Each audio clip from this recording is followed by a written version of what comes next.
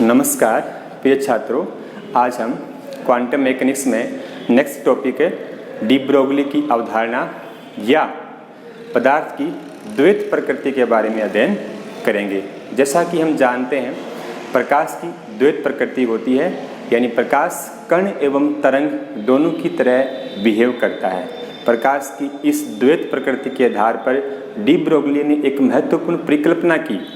De Broglie के अनुसार किसी पदार्थ के सूक्ष्म कण जैसे electron, proton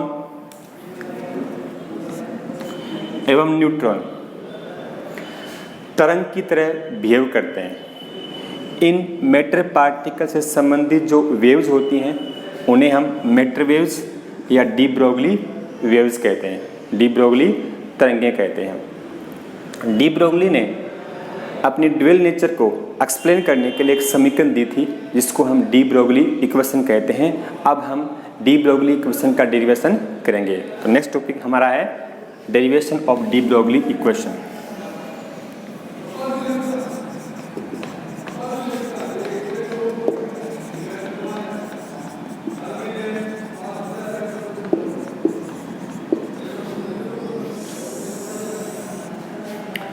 D Broglie equation के डेरिवेशन के लिए प्लांक की क्वांटम थ्योरी एवं आइंस्टीन इक्वेशन को काम में लेते हैं। तो सबसे पहले हम देखेंगे according to Planck quantum theory.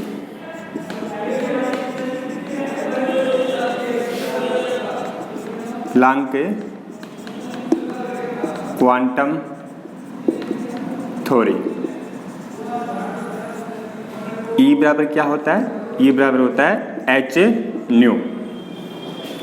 According to Einstein के अनुसार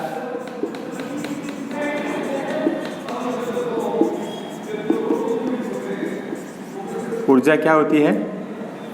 E इक्वल टू होती है mc स्क्वायर। इसको इक्वेशन फर्स्ट मान लीजिए, इस इक्वेशन सेकंड मान लीजिए। दोनों एनर्जीज हैं, दोनों के मान समान होंगे। इसका मतलब समीकरण 1 और 2 से क्या हो जाएगा? mc स्क्वायर इक्वल टू आ जाएगा एच न्यू। और चूंकि हम जानते हैं कि न्यू इक्वल टू होता है सी अपॉन लेमडा, ये मान आप यहाँ रख दो इसकी जगह, तो बन जाएगा M C square equal to H C upon lambda.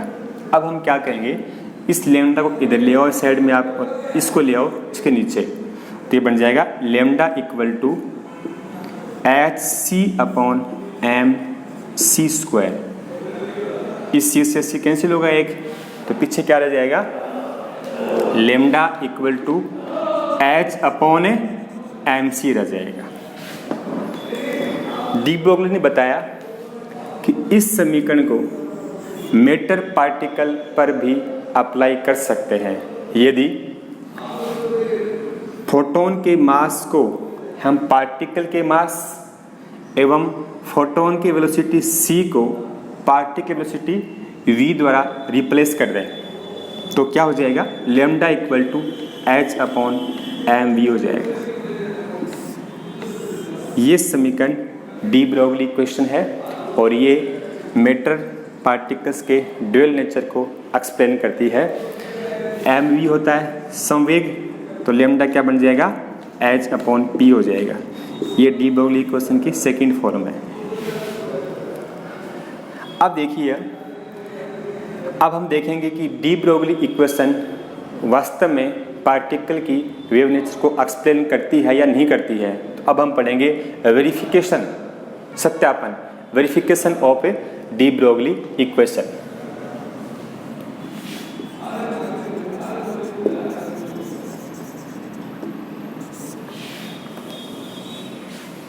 माना कि एक इलेक्ट्रॉन जिस पर आवेश E है, उस इलेक्ट्रॉन को हम पोटेंशियल V द्वारा त्वरित करते हैं, तो उस मूविंग इलेक्ट्रॉन की kinetic energy half M V square का मान है वो EV के बराबर होगा, या M मास ऑफ इलेक्ट्रॉन है, V उसका वेलोसिटी इलेक्ट्रॉन का, E इलेक्ट्रॉन का चार्ज है और V पोटेंशियल जो हमने अप्लाई किया है।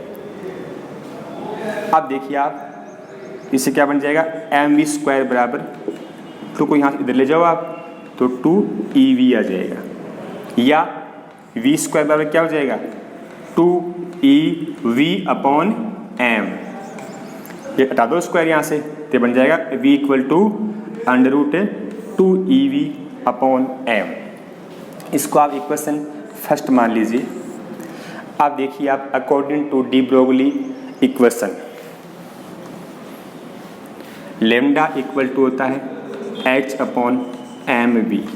अब हम क्या करेंगे, समीकरण जो फर्स्ट है यहाँ से, इससे v का मान इस समीकरण में यहाँ रख देंगे, डी ब्रोगली समीकरण में, तो क्या हो जाएगा, लेमडा इक्वल टू h/m, और v का मान कितना है, v का मान है 2ev/m। अब हम ऐसा करते हैं कि इस m को इसके अंदर ले आते हैं रूट के, तो ये बन जाएगा m² हो जाएगा, तो लेमडा हो जाएगा h/√2ev/m का स्क्वायर हो जाएगा अंदर आने से, है ना, और नीचे इसके m है ही, इस एक m से ये एक m कैंसिल हो गया, तो पीछे क्या रह जाएगा,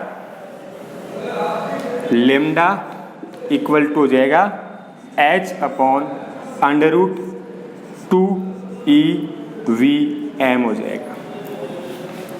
अब देखिए आप, हम जानते हैं कि h प्लैंक कांस्टेंट है, इसका मान कितना होता है, 6.626 इंटू में 10⁻⁻34 जूल सेकंड होता है। ई आवेश इलेक्ट्रॉन का वो कितना है, 1.602 इंटू में 10⁻⁻19 कूलाम होता है, और m है मास ऑफ इलेक्ट्रॉन, ये है 9.1 इंटू में 10⁻31 किलोग्राम। ये मान आप इसमें पुटअप कर दो समीकरण में, तो ये बन जाएंगे लेमडा इक्वल टू 6.626 इंटू में 10⁻34 √2 इंटू में 1.6 इंटू में 602 इंटू में 10⁻⁻19, और m का मान है 9.1 इंटू में 10⁻31, और v पोटेंशियल। जब इसको सोल्व करेंगे हम, तो हमें अंतिम परिणाम के रूप में लेमडा इक्वल टू 12.26 इंटू में 10⁻10 अपॉन √v पोटेंशियल मीटर प्राप्त होगा। लेमडा का मान हमें ये प्राप्त हो जाएगा, और चूंकि हम जानते हैं, क्या जानते हैं हम, कि 10⁻10 मीटर कितना होता है, 1 एंगस्ट्रॉम होता है। तो यहाँ क्या बन गया है, ये बन गया 1 एंगस्ट्रॉम। तो लेमडा क्या हो गया, lambda equal to 12.26 upon √v angstrom.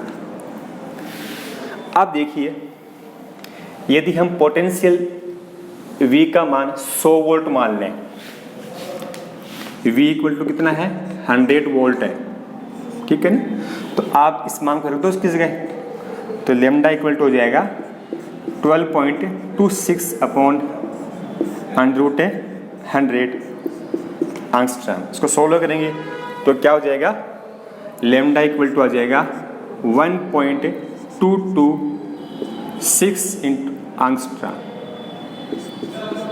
ये आ जाएगा। अब चूंकि जो एक्स रेज होती है ना, उसकी जो वेवलेंथ है, एक्स रेज की वेवलेंथ है, उसकी जो रेंज है वो है 0.5 एंगस्ट्रॉम से लेकर 2.5 एंगस्ट्रॉम के बीच में होती है। ये जो है ना लेमडा वाली, कितनी प्राप्त हुई अपने को, ये हुई अपने को 1.226, ये इसी रेंज में आ रही है। और चूंकि हम जानते हैं एक्स रेज कैसे बिहेव करती हैं, एक्स रेज है वो वेव की तरह, तरंग की तरह बिहेव करती हैं। इसका मतलब क्या होगा, इलेक्ट्रॉन भी क्या करेगा, वेव की तरह बिहेव करेगा। अर्थात डी ब्रोगली द्वारा दी गई समीकरण माइक्रो पार्टिकल के वेव नेचर को एक्सप्लेन करती है। इसको Davisson and Germer and Germer ने भी प्रयोग द्वारा सिद्ध किया कि इलेक्ट्रॉन या कोई भी माइक्रो पार्टिकल है वह वेव की तरह बिहेव करता है।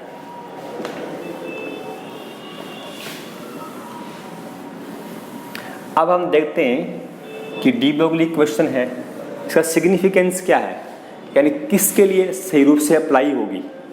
सिग्निफिकेंस, इसका महत्व क्या है। देखिए, यदि कोई पार्टिकल मैक्रो है, बहुत बड़ा पार्टिकल है, जैसे मान लीजिए उसका द्रव्यमान है वो 1 किलोग्राम है, यदि उस पार्टिकल के ऊपर हम डी ब्रोगली इक्वेशन अप्लाई करते हैं तो उसके लिए जो लैम्डा का मान होता है वो बहुत ही लो प्राप्त होता है, यानी लगभग 10⁻⁻35 एंगस्ट्रॉम, इतना कम प्राप्त होता है। और इतने कम मान को ऑब्जर्व करना टिपिकल होता है, टफ होता है। लेकिन यदि पार्टिकल क्या हो, स्मॉल हो, माइक्रो, यानी जिसका क्या हो 10⁻31 किलोग्राम की रेंज में उसका मास हो, तो उसके लिए जो लैम्डा का मान है डी ब्रोगली इक्वेशन से वो 10⁻⁵ एंगस्ट्रॉम की रेंज में प्राप्त होता है। इस मान को, अधिक मान को ऑब्जर्व करना आसान होता है। इसका मतलब क्या हुआ कि जिस पार्टिकल में मास अधिक है, जो पार्टिकल मैक्रो है, उसमें हम उसके वेव नेचर को ऑब्जर्व नहीं कर सकते हैं। जो पार्टिकल स्मॉल है, माइक्रो है, उसमें हम उसके वेव नेचर को लैम्डा के अधिक मान के कारण हम ऑब्जर्व कर सकते हैं। इस कारण से हम देखते हैं कि बड़ी वस्तु से, जैसे कार मूवमेंट कर रही है, वो कार की हम वेव नेचर को एक्सप्लेन नहीं कर सकते हैं।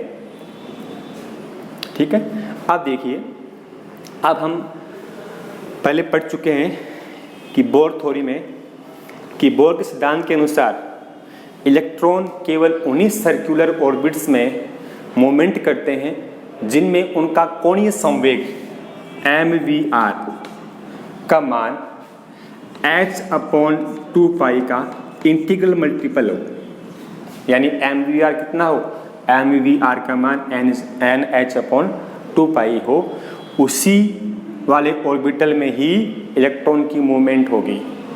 इस बात को बोर एक्सप्लेन नहीं कर पाया था।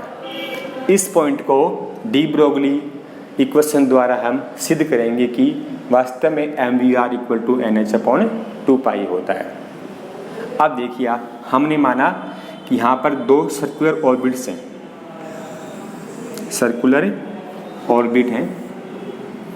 इन सर्कुलर ऑर्बिट्स में इलेक्ट्रॉन मूवमेंट कर रहा है, यानी हमने 2 कंडीशंस मानी है। इन 2 कंडीशंस में पहली में क्या, इलेक्ट्रॉन जो मूवमेंट कर रहा है उसकी जो वेव है वो इन फेज है, कंप्लीटली वो फेज में है, यानी उसकी फेज जो है ना, वेव, वो कहीं पे भी ब्रेक नहीं है, तो हम इसको बोलेंगे वेव इन फेज। तरंग है वो कला में है। सेकंड कंडीशन क्या है कि जो वेव है वो ब्रेक हो गई है,